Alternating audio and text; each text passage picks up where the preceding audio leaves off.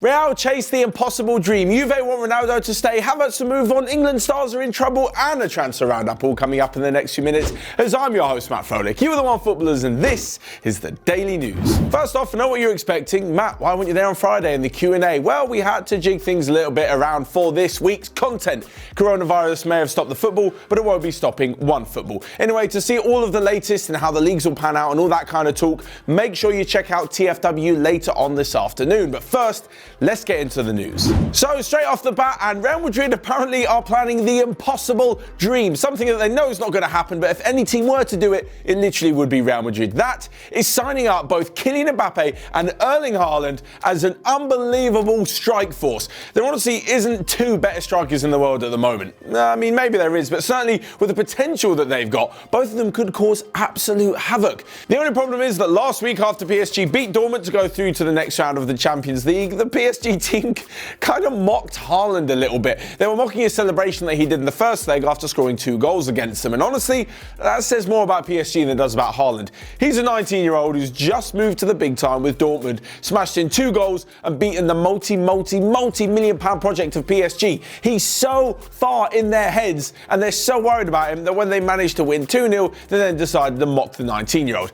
Anyway, I'm sure that both strikers would put that aside if, well, they both got massive money moves to Real Madrid, because then they would just be an unstoppable force. But talking of unstoppable forces, and we come to Cristiano Ronaldo, who apparently is going to stay at Juventus for another 2 years beyond his contract, which doesn't run out for another 2 years. For those of you that could do the math, 2 + 2 is 4, and we could see Cristiano Ronaldo at Juventus until the age of 39. Now, the Portuguese star has said recently that he feels fitter than ever, and that even when he's 40, he thinks he'll still be able to play football. This obviously is music to the ears of Juventus, who not only win a lot of things when they've got him in the team, but also because he's such a massive money-making machine. Anyway, what it does mean though is that Juve have planned to bring in a number 9 to basically do all the work while Cristiano Ronaldo just solely focuses on finding the net. You may say that's a little bit selfish or a little bit one-dimensional from Ronaldo, but he's one of the best ever to do it, so you can kind of see why Juventus want to employ that tactic. As for who the number 9 will be, well, Timo Werner, Mauro Icardi and Harry Kane have all been listed as potential signings, although they will be rather expensive. And talking of big money moves, Peter Bosz, the Leverkusen manager, has admitted that they won't be able to hold on to creative midfielder Kai Havertz in the summer.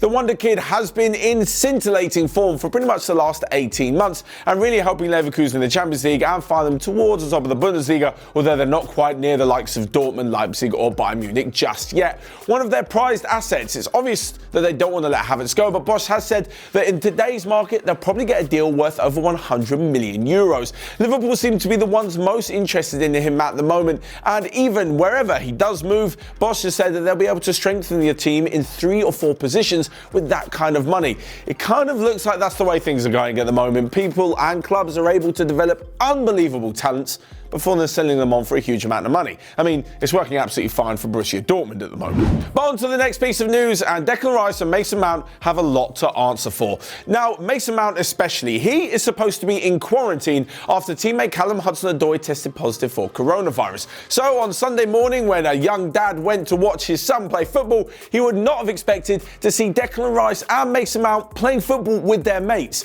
They're going to have a lot to answer to, especially as Chelsea are going to be extraordinarily strict on this, seeing as the players should be isolated for about 2 weeks. As with Declan Rice, well, West Ham haven't quite put these restrictions on the players just yet, although manager David Moyes is self-isolating, having to come into contact with Mikel Arteta, the Arsenal boss, who has also tested positive.